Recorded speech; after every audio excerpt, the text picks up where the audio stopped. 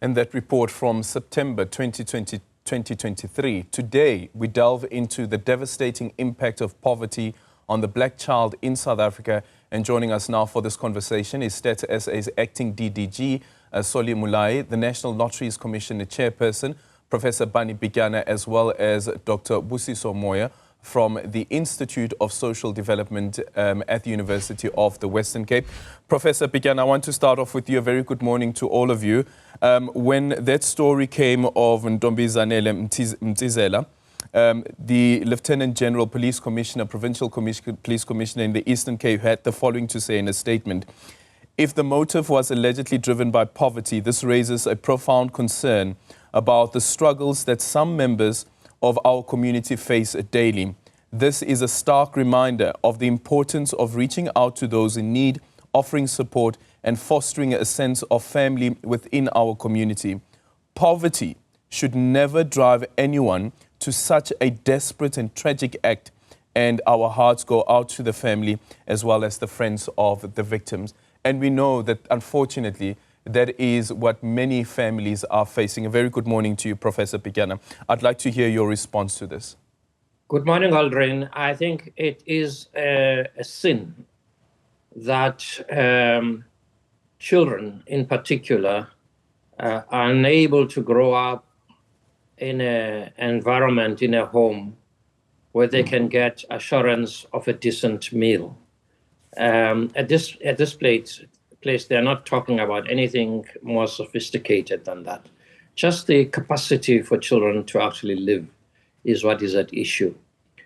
Long ago, though, there was a social construct where communities were able to support one another. People and children could go to their next door neighbors and receive a plate of food that is shared among others. People can go next door to get share some sugar from them, etc., or even get a bowl of mungusho or some mealies. But that is no more. Our communities are no longer able to have that traditional level of solidarity in our cultures as Black people. That there would be no child in a village who goes hungry when the neighbors have had enough and sometimes more than enough food to eat. Yeah.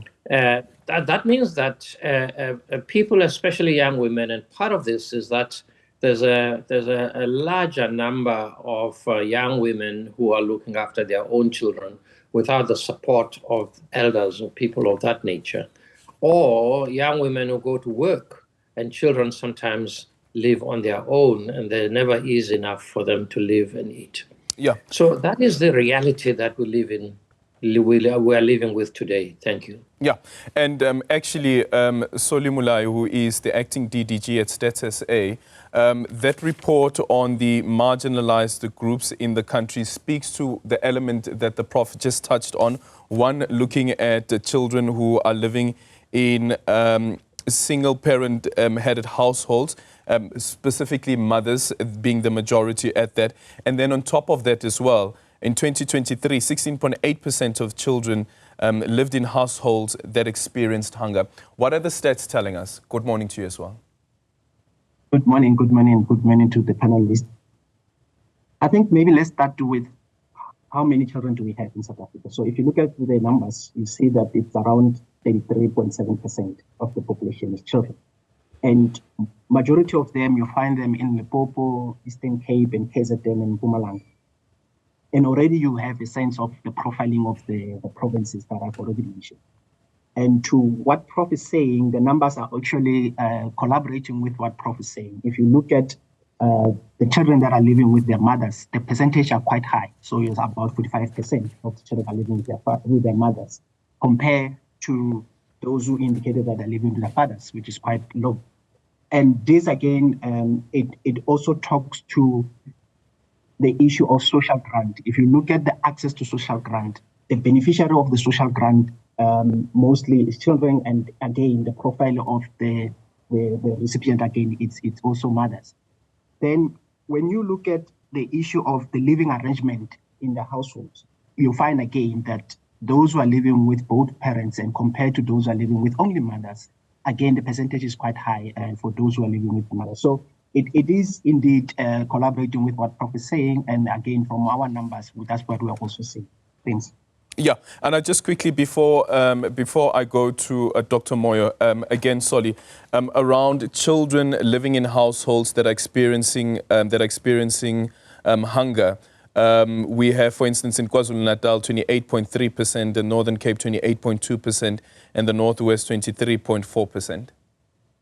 Yes. So vulnerability to hunger is an indicator that we've been tracking over time, and what we have seen is that the households that are saying they have experienced hunger, and you overlay with the same household that are receiving social grant, what we have noticed that as the social grant increase, meaning the access to a social grant, especially after COVID with the SRD, the vulnerability to hunger has dropped. So in essence, what it's saying is that the social grant is playing a very critical role in terms of as a social safety net for most of the households. And to your point, yes, indeed, if you look at children, around 16%, 0.8% of children indicated that they are vulnerable to hunger. Again, you find them in the provinces that I already mentioned, KZN, Eastern Cape.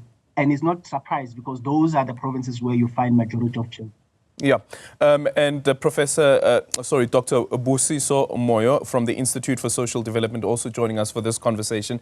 What is your research showing you with regards to the state of hunger, especially when it comes to children, but what then should the response also be around that?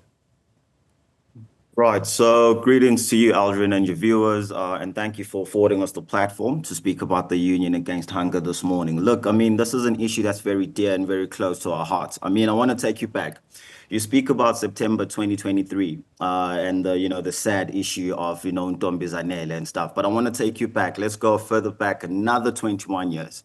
Around 2003, 2004, there were media reports, right, about a family, children in particular in the Northwest province, who had traveled to their death in search of their mother, who had previously left their house before in search for food and so forth. 21 years ago. We were alarmed by the situation. We decided to come together as stakeholders to carry this burden. Here we are. You're talking about 2023. Recently, just these couple of weeks, there were reports of a child, I stand corrected, I do not know where it is, but who also got food poisoned as a result of digging through the trash in search for some kind of sustenance. Right? So that is the trajectory that we have. And hence why for us as the Union Against Hunger, we've also come on board to say, okay, at the end of the day, there's a lot that we need to talk about and we need to grapple with. But leaning back on this human rights heritage that we have, leaning back on our constitutional fidelity, that's the point of departure.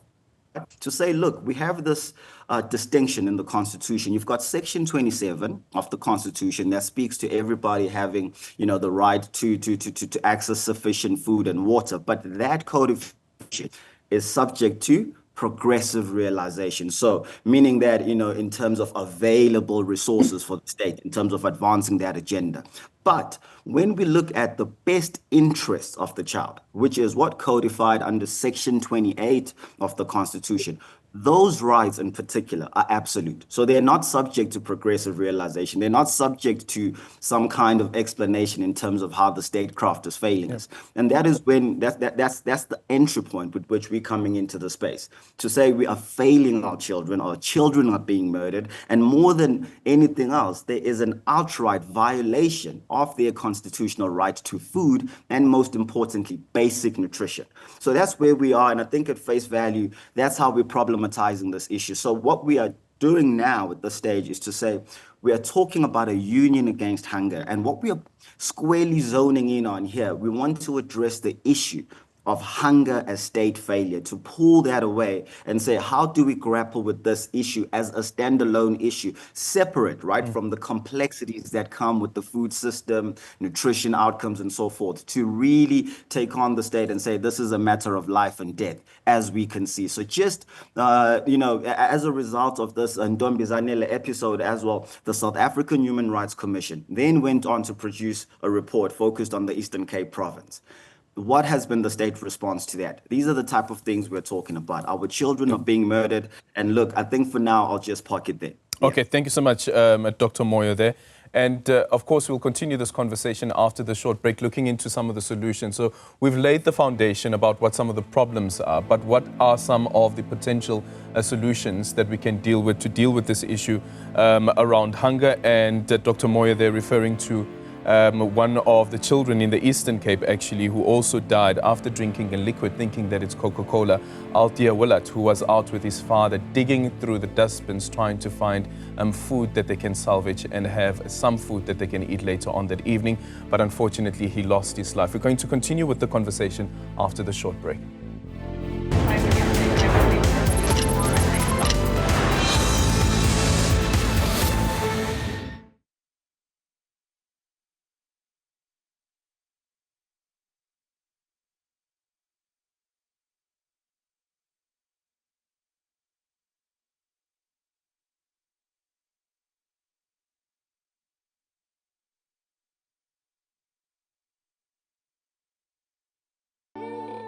The 11-year-old's cry. Hello, Mzamo.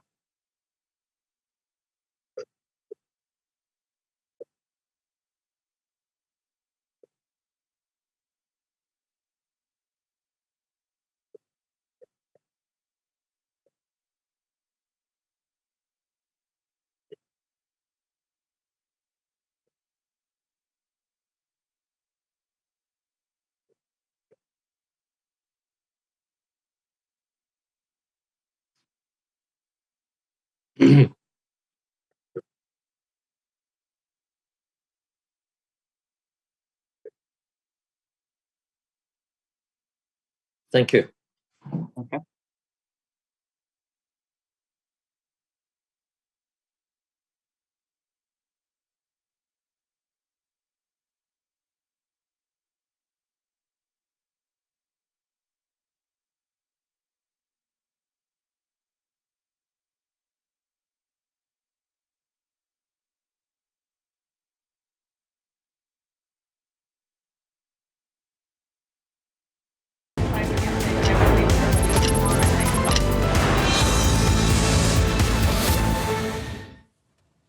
Welcome back. So this week, Stats SA Marginalised Groups Indicator reported a bleak picture of the significant portion of South Africa's population facing elevated risk of poverty, and also, of course, with regards to this, is the issue around hunger. And that is the focus today. I'm joined by Solly Mulai, Stats SA Acting DDG. Also joining us this morning, Professor Barney Pityana, who is the chairperson of the National Lotteries Commission. And then we also have Dr. Busiso Moyo from the Institute for Social Development at the University of the Western Cape. Solly, I want to quickly come back to you. Dr. Moyo was speaking about the report that was initiated by the Human Rights Commission in the Eastern Cape. But what are the stats telling us when it comes to the Eastern Cape specifically, and whether or not there is a correlation between economic activity, and we know that the Eastern Cape has one of the highest unemployment rate, lack of economic activity, and that how that then feeds into unemployment and poverty, and we know the impact that then has on rural areas?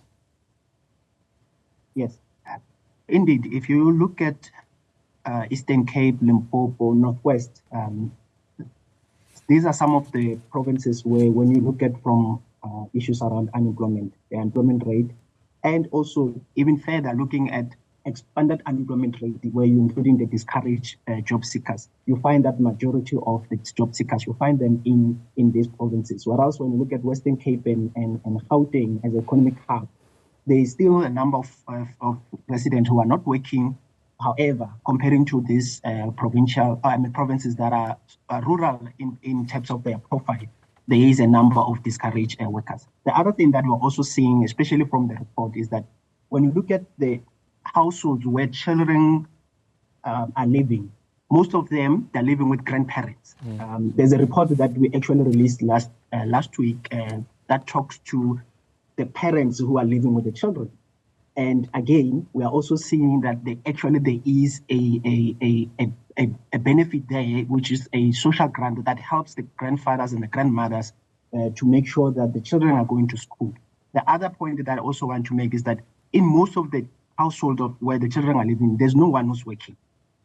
And again, to what Prof was saying earlier, that it is also a significant number of children that are living in those households where there's no one who's working. There's income. It's mainly a social grant.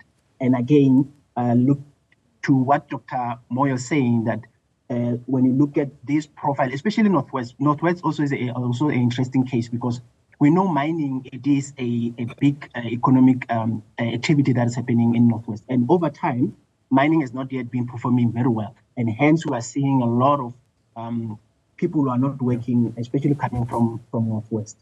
Yeah, at some point, the Northwest actually surpassed the Eastern Cape with the highest unemployment rate. That report, looking at children raised by the grandparents, 6.7 million grandparents living with 9.7 million children. And Professor Pityana, to the point that Solly is raising, that when you find that situation, that means that the only income for that family would be a social grant. In this particular case, looking at a pension that the grandparents would be receiving. So the state has somewhat responded to this question, but is it enough? Yes, we have the nutrition program at schools. Then we also have the food banks. We have the social grants. But is that enough? Clearly, it's not enough, Aldrin and colleagues. You know, in 1994, one of the first things that Nelson Mandela identified as a need of the new constitutional democratic government was to ensure that every child who goes to school will have at least one square meal, so that would sustain them for the day. And at the same time, introduced a child grant. But as Professor Moyo says, that the reality is that that grant actually is now made available for the entire home because of the prevalence of unemployment in just about every home. So the child grant becomes a means by which the entire home, I suppose, gets sustained, or supposed to be trying to get sustained. At the National Lotteries Commission, 789 million rand last year was dispersed to community groups and organizations. 60% of that amount was set aside for children, early childhood education, for children, where children will also get a meal at the early childhood education under fives. At the same time, vulnerable children, particularly children in poor households, food insecurity. And the important thing about this is that communities actually come together in order to respond to the challenges that children come across in the communities. And it is important as part of a developmental project for communities to seek support in order that there should be no child who goes to bed hungry at night in any village or community or township. Churches do endeavor to provide soup kitchens and food in different places. Now, even that, Aldrin, that's 789 million rand, falls short, extremely short, of the needs of the communities where the needs are ever so high and escalating. Clearly, there is a solution that needs to be made. And part of that solution is in communities being involved in food production, including gardens, etc. But with nothing, if people have got nothing, even that is not sustainable. So, but my problem is that with South African Human Rights Commission and others, is that we're not getting a strategy coming out clearly enough that says that the combination of all of those sources of support and engagement of this matter should be such as to basically do away with hunger in our society. There is no need for there to be hunger in South Africa when in the midst of so much wealth and land as well. So what is needed from government and whoever is a real strategy about hunger challenges that we face, especially for children. Yeah, and Prof, I'm going to ask you this question and I'd like to hear Dr. Moyo's response to this as well. So there is the hunger element that you deal with, but then there's also the malnutrition element, and what we've seen also happening and coming out of townships and rural areas as well is because of the cost of living, the cost that are involved in purchasing food, that's so expensive that with some parents rather go and buy food that has expired because they simply cannot afford to buy the food that is fresh because of the high costs that are involved. Prof, I'm going to start off with your answer, and then Dr. Moyo, I'd like to hear your response to that. Yeah, indeed, that is just so true. Because the amount of money and the extent of unemployment in homes means that very little grant that come, whether it's old age grant, whether it's a child support grant, those grants are really put together to really sustain the entire family. That is why there is malnutrition, etc. When I was growing up, there used to be something that the South African Institute of Race Relations, I think it was called Kubugani. We were provided with Kubugani at school. You could always go and fetch a packet of Kubugani in certain places. And it was supposed to be nutritious. It could sustain, it did sustain people during that time. Except for food banks, perhaps, and not everywhere do we know how the food banks function. We need more support for food banks. We need more availability and access to food banks, that people can actually be able to walk into a place and get food for the day. Yeah. Dr. Moyo, your response to that, also considering that you have Judge Leonard Twala, who ruled on that SRD grant of 370, saying that it's simply not enough and it must at least meet the poverty line of 796. Treasury saying that they'll be appealing that. Yeah, so look, Aldrin, where do I start with this? There's so much to say, and I'm absolutely in full agreement with Prof. Pityana. I think what I'll start off is simply to say this.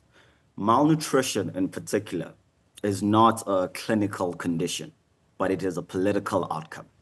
And I think that's what we need to be clear on. This is about vulnerability assessment. It's about carrying the burdens of, our children and ensuring that, because there's also repercussions, right? There's an economic cost of not attending to these things. So when we're talking about a strategy as a case in point, which is something that I want us to say, look, we've been, at the core phase of load shedding, for example. Today we have a minister of electricity. What is stopping us from having a minister of food? Because remember, at the end of the day, if we're talking about strategy, we're dealing about a multi-pronged issue here that is cross-cutting across health, social development, education, trade, you name it. So ultimately, the government needs to show leadership and come into the fold, right? And hold the space and, literally intervene. Because even when we are talking about the food value chain, as a point, who determines value within that food value chain? And that's the things we're talking about when we're talking about strategy. But even beyond that, we look at the roles of institutions like the African Human Rights Commission, right? Chapter 9 institutions. You look at elsewhere, right? In terms of international best practice, in the countries like Zambia, they've had a National Food Commission since as far back as the 60s, Has that paid dividends? Has that not? In South Africa, there's been murmurings of a National Food Council. So let's talk about these things. But it appears to me that the state has somewhat abdicated its role, right? Because at the end of the day, the state doesn't produce food. So another elephant in the room here is about business and human rights. So how are the corporates themselves, taking on this issue and carrying this burden? And what is their commitment, right, to this constitutional fidelity that has us all gathered here and talking about all of this? So there's so much to talk about. Yeah. But then ultimately, at the end of the day, it's also about these social safety nets. Because we do have, a social safety net regime that is quite credible, but there are these pockets of hunger, these pockets of destitution. So it is important that we also rally, right, behind things like the social relief of distress grant campaign, because there are administrative bottlenecks there. And in a context of mass, unemployment, in a context of the highest inequality in the world, we cannot carry on playing lip service to these issues. So for us as the Union Against Hunger, we've come on board to say it's time for some kind of action over rhetoric, because the thought leadership is there. We've got, the people offering some kind of credible critique. At the end of the day, we also have people looking at alternatives, right? What is possible within the space in terms of food banks, food gardens? How do the cities have a sustainable, city design that supports, sustainable agricultural practices? So without sounding too preachy, I think at the end of it all, ultimately, we are saying when it comes to the rights of the child, it's high time we act. It's high time we show some kind of, militancy around this issue, because what is happening at present is absolutely catastrophic. Thank you so much for your time. A food minister, what do you think about that suggestion? Thank you so much to our panelists this morning, Soli Mulai, Stats SA Acting DDG, Professor Barney Pityana, the chairperson of the National Lotteries Commission, and also Dr. Busiso Moyo from the Institute for Social Development at the University of the Western Cape. They are part of the #Union Against Hunger. Thank you so much for making time for us this morning. What do you